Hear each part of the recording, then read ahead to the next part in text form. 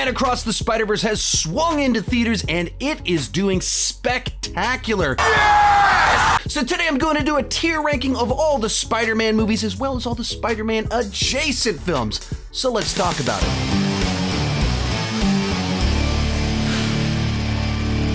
You can make your own tier ranking at the link down below in the description. If you create one, take a picture of it, share it on your Instagram stories or over on Twitter and tag me. I will repost some of your tier rankings. I'll have my links for social media down below in the description. Instagram DMs are the best way to get a hold of me. I'm very active in my DMs. I respond to almost everyone. So check that out at the link down below in the description.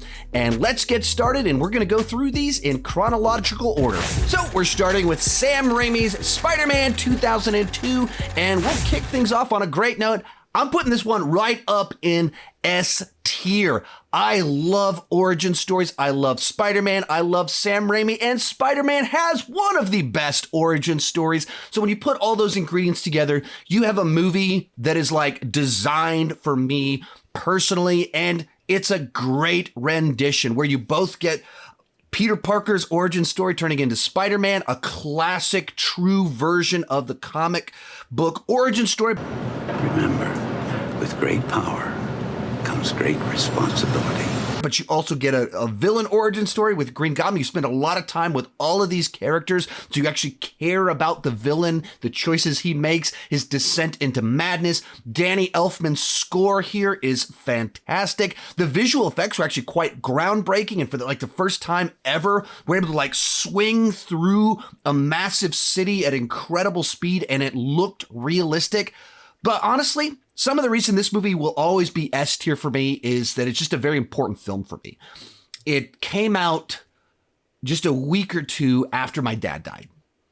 And in kind of one of the worst months of my life, one of the worst time periods of my life, my family, even my grandmother, loaded up in the car and we went to go see the new Spider-Man movie. And for a little bit, I could escape the pain of life and just have a great time at the movies. And that's what movies have meant so much to me. And this is one of the great examples in my life of a movie being exactly what I needed at a painful moment in my life. But I also just think it's a great film in general with just a right amount of Sam Raimi quirkiness in there to be fantastic. And it's got a killer track from Chad Kroeger of Nickelback. And they say that a hero can save us. Spider-Man 2, with the origin story out of the way, this one can dive deep into the struggle of being Spider-Man, that balance between the day-to-day life of Peter Parker having a job, trying to have friends, trying to get a girl, and being Spider-Man. And it just dives deep into that and has this very personal, relatable story while also being something totally fantastic, spectacular, and amazing. Add to that, we get another great villain in Doc Ock. I think the subway train car chase in this movie is one of the best action sequences in a comic book movie ever. I love the treatment of New York City as almost a character in and of itself that Spider-Man's trying to save, and then they have his back once he's able to save them. It's all right. We won't tell nobody. I love the way this movie, as well as some of the other Spider-Man movies, treat New York City and the community there in that fashion. And also just love the moment and the way they decide to reveal that Peter Parker is Spider-Man to MJ in this film. I think it's done phenomenally. But for me, this one is only in the great category. It is absolutely great, but it's not S tier for me. I've just never been into the plotline where he loses his powers because he's bummed out. I've seen the movie a zillion times. It's great. I thoroughly enjoy it, but that's an element that I just don't resonate with. I don't like taking the story in that direction with the way that it plays out and even the execution of it. It's not for me. That holds it back from that S tier. But I still love this film, and I love when Dashboard Confessional kicks in. Vindicated, I am selfish, I am wrong. Coming off back-to-back massive wins with Spider-Man 1 and 2, of course they wanted to get a third film out as quick as they could, but this time everyone wasn't quite in agreement with everyone as to the best way to move forward. When you have movies that are so loved critically by fans at the box office, people start to have lots of strong opinions on how do you kind of keep that going. And while this film still made $1 bazillion, its reputation is not the best. It's widely regarded as the weakest of the Raimi films and one of the worst Spider-Man films in general. And a big part of that is that the producer really wanted Venom in the film.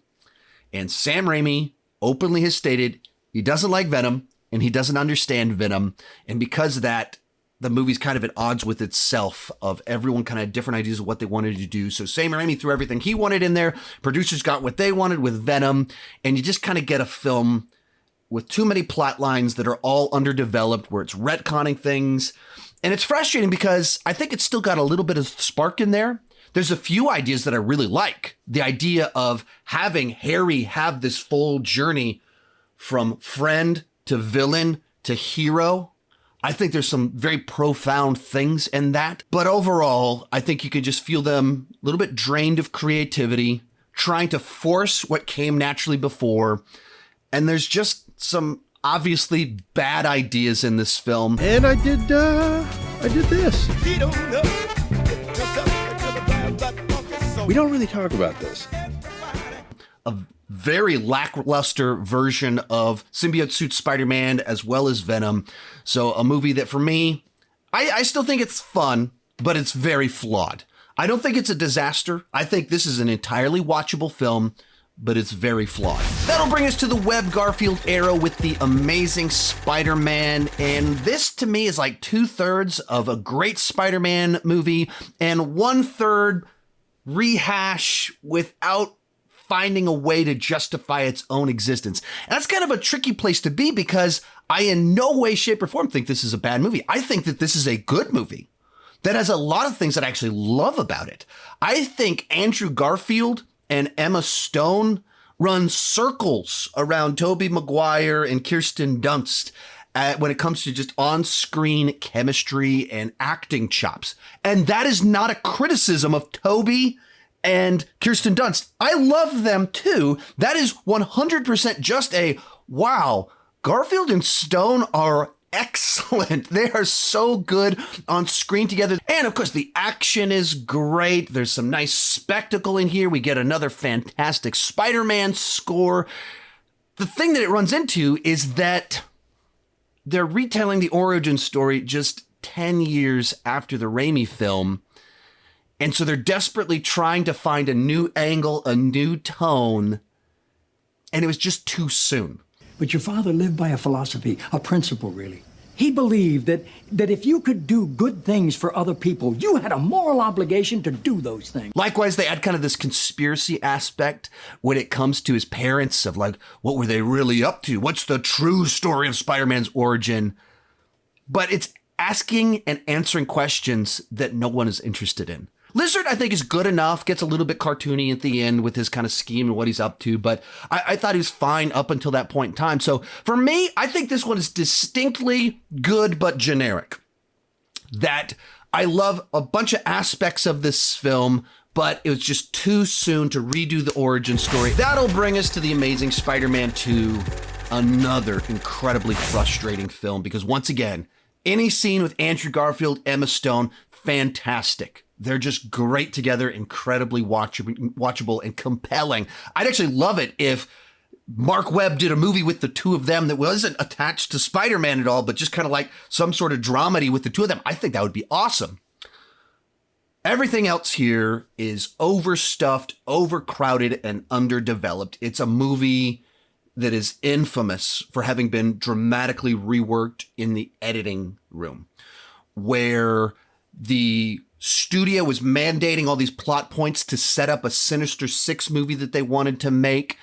And then they went in and they had Felicity Jones was supposed to be a big part of the movie, radically cut in the editing. Then you had Shailene Woodley cast as MJ. We have set photos of her with Andrew Garfield cut entirely out of the film. There's all these scenes that are in the trailer plot lines that are implied by the trailer that aren't in the movie at all or only mildly hinted at. And the movie's already pretty long. And so a film that they started filming before they knew the movie that they wanted to make. And it just kind of turned into a mess because of it. And Mark Webb had the movie he wanted to make, and every producer had the movie that each of them wanted to make. And the tones don't even match, where you've got like very corny Electro whose teeth are being corrected by falling into a vat full of eels.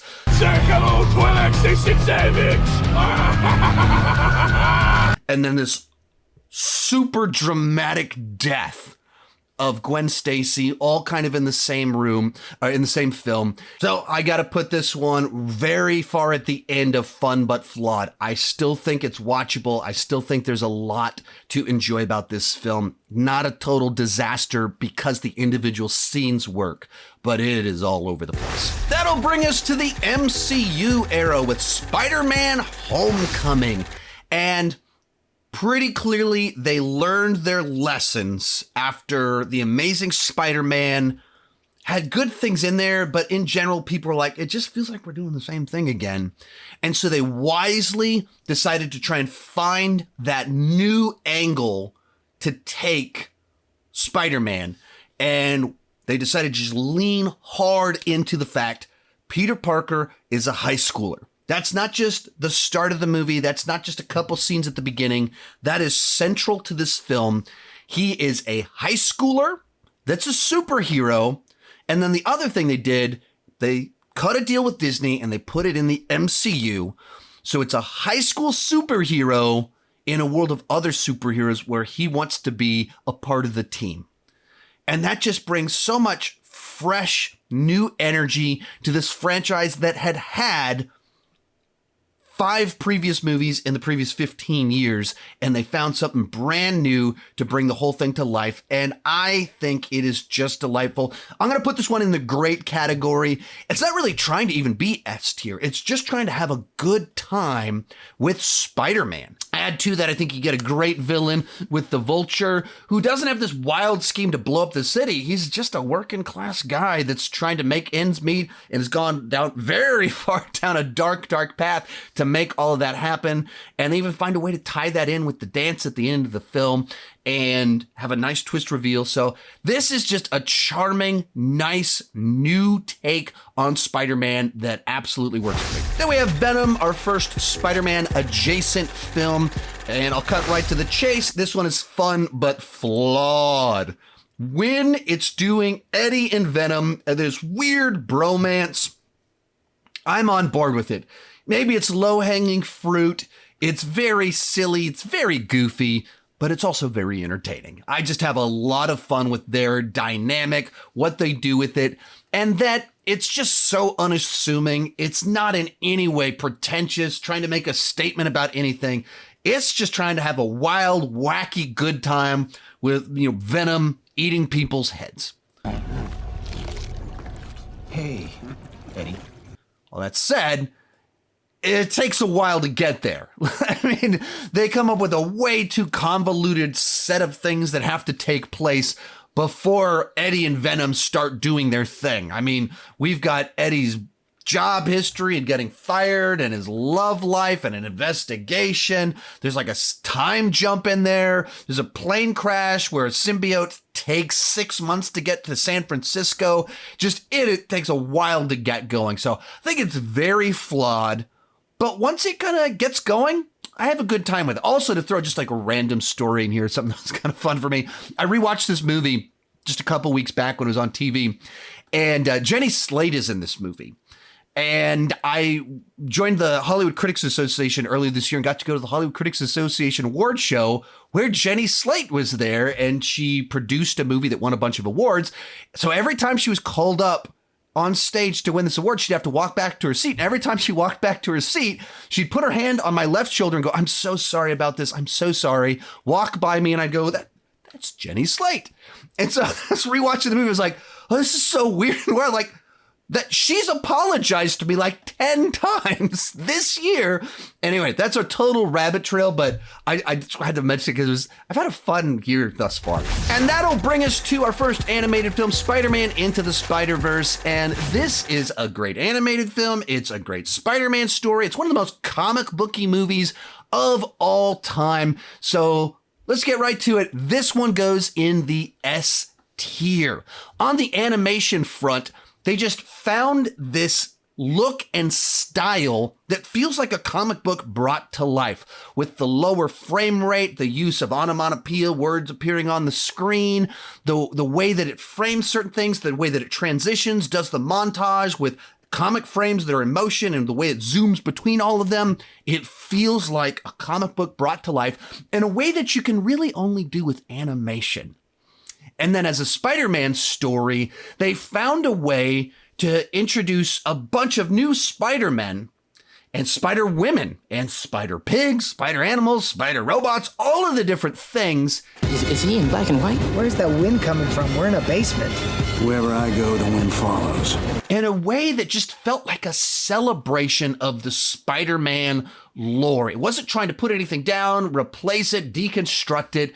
It was this exploration of it where we get Miles, we get Spider-Gwen, but we also get Peter B. Parker, an aging, flawed version that's working through some stuff. How do I know I'm not going to mess it up again? You won't. I hate to leap the faith. It was just so pleasant. It was so charming. It's funny. It has a heart.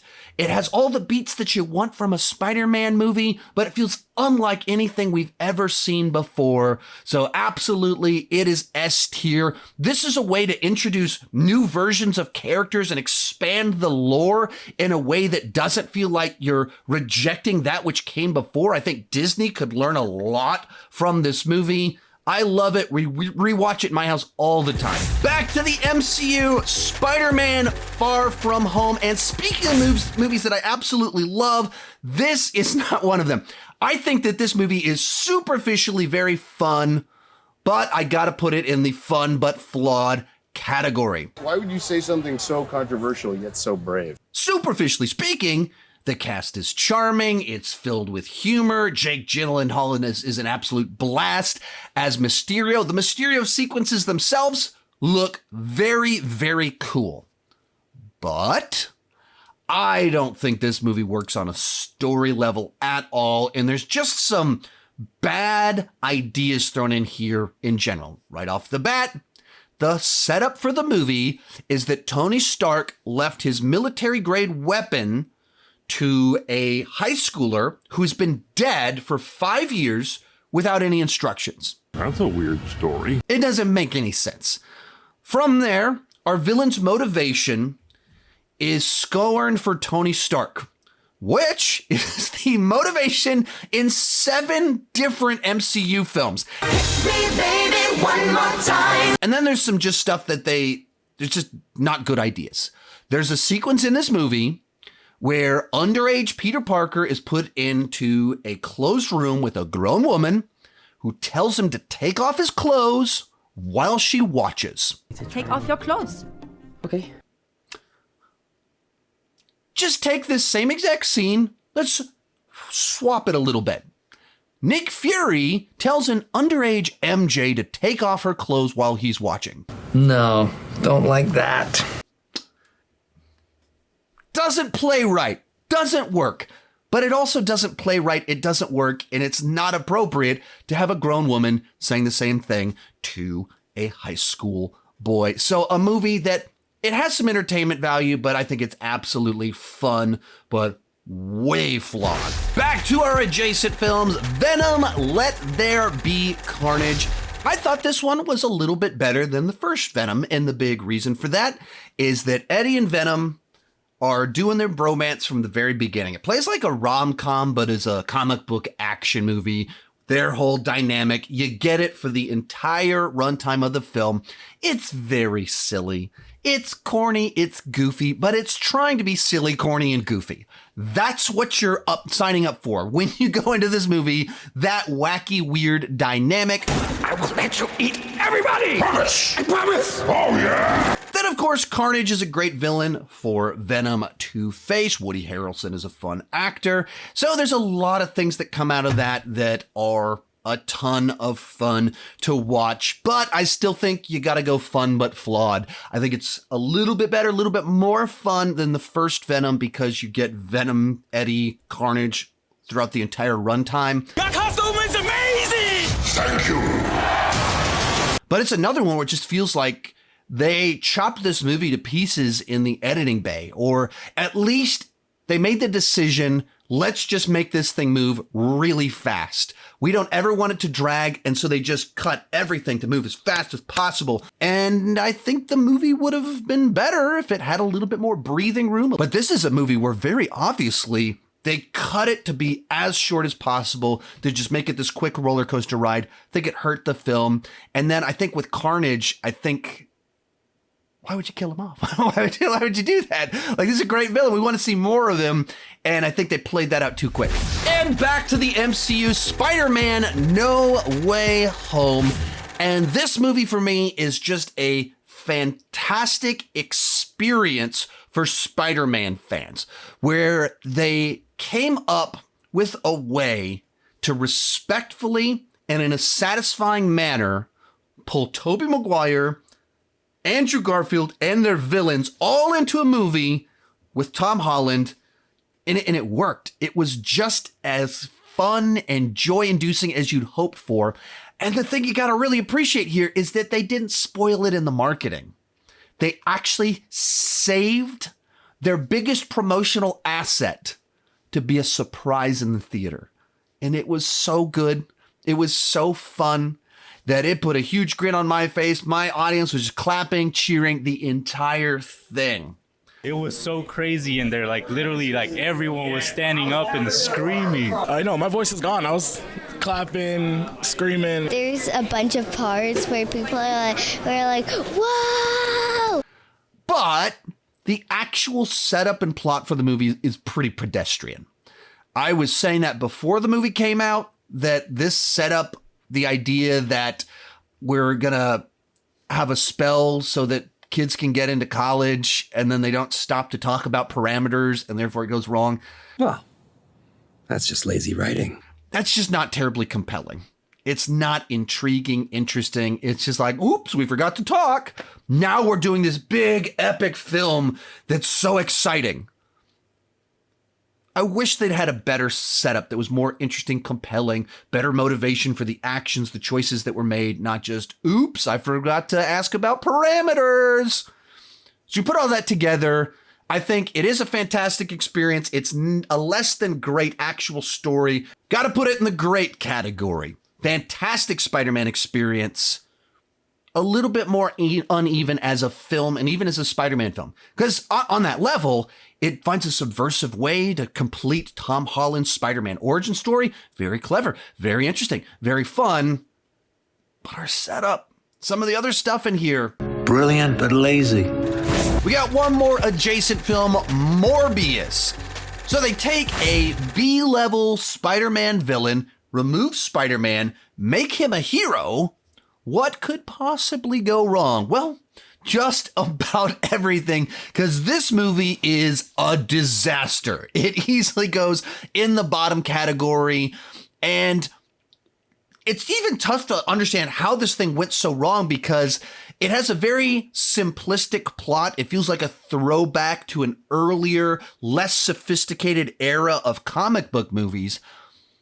But even as a more simplistic movie, it can't stick to a tone. It can't focus in on anything. It feels like a movie that was just killed by committees and compromise, where too many people were tinkering with it. Too many people had ideas. There were too many cooks in the kitchen. Too many cooks, too many cooks. Felt like the director wanted to make like a character-based film. Another producer just wanted to make a quick-moving action movie. And then another producer wanted to make a Spider-Man setup movie. And each one of them kept taking turns, cutting scenes, adding scenes in, reworking it, reshooting it. And this went on for years because it was delayed because of COVID. And when it was finally released, It was just this jumbled mess of a film that was choppy. It had no flow. It was inconsistent. This is a mess. None of these storylines make any sense. And nothing really about the film worked at all. The big win here, all of the memes. And finally, Spider-Man Across the Spider-Verse. And this movie is a triumph on pretty much every single level. Everything that I loved and praised Spider-Man Into the Spider-Verse for, this does all of that, but it takes it to this whole other level. As an animated film, it just feels like they tried to think of what is every unique thing that you can do with animation. Not just with the style of animation, but with the storytelling. How can you communicate emotion and what people are thinking in unique and distinct ways in animation that you can't do in any other form of storytelling? And it goes for it. And then as a Spider-Man story, of course, there's like the superficially, it's great to have all the cameos, the Easter eggs, things like that. But beyond that, it's a story about the lore and what makes Spider-Man special, unique, stand out, that makes us love all of the different Spider people, whatever that is, all of those canon events that tie us to him, that have drawn out big emotions, and it dives into all of that and makes that the central narrative. But then it's a movie just filled with emotion. It has this melancholy, somber tone from beginning to end, focusing in on that loneliness of the Spider people. And that loneliness that so many of us feel. And it just dives into that, but it still is lighthearted. It makes us laugh, but it also has betrayal from friends, from family. It has victory. Characters make sacrifices. It has this full range of emotions that you get to experience. There's so many great Easter eggs that are so satisfying. A lot of people are calling it a masterpiece, best comic book movie of all time, best Spider-Man movie of all time, one of the best movies of all time. I don't know that I can quite go that far just yet because it's such a hard cliffhanger where it gives a complete arc to Gwen, but on a plot level, it feels like you're watching the movie. We're about to go into the third act and then somebody changes the channel. You're like, what just happened? To be continued. I got to wait 10 months. What's going on here? But anyway you put it, because of its achievements in animation, celebration of the Spider-Man lore, the emotions that it brought out, how witty and clever even the script was, it's still going in that S tier. Perhaps when we get beyond the Spider-Verse, this one might even move up higher up on the list. It is that good. It is that cool. Anyway, that is my tier ranking of the Spider-Man movies. Remember, you can use that link down below in the description to go make your own tier list. If you share it on Instagram stories or on Twitter and tag me, I will share some of your tier rankings. Instagram is the best place to find me on the internet if you want to ask me questions in my DMs. I got more Spider-Man content. I've reviewed all the movies. I've ranked the villains, the final battle, all of that fun stuff. I've talked about Spider-Man every which way possible. Check out those playlists right over there. Thank you so much for watching. Keep talking movies and TV too much. Bye-bye.